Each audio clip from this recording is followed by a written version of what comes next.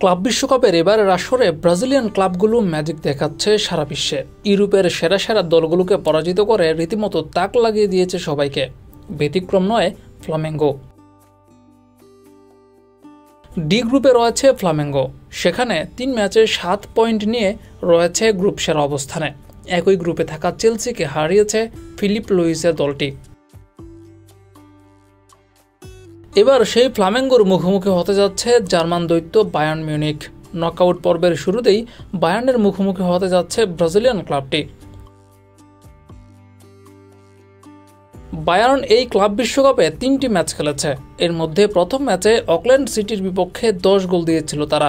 জিতেছে বোকা জুনিয়র্সের বিপক্ষেও, তবে বেনফিকার বিপক্ষে ম্যাচে তারা হেরেছে। এই বায়ার্নের বিপক্ষে মাঠে নামার আগে ফ্লামেঙ্গোর অনুপ্রেরণা সাম্প্রতিক পারফরম্যান্স। ফিলিপ লুইসের ছোঁয়ায় যেন বদলে গেছে দলটি। তাই বায়ার্নকে সামনে পেয়েও ভয় পাচ্ছে না ব্রাজিলের ক্লাবটি। উল্টো এই ম্যাচে যেন ফ্লামেঙ্গোই ফেভারিট।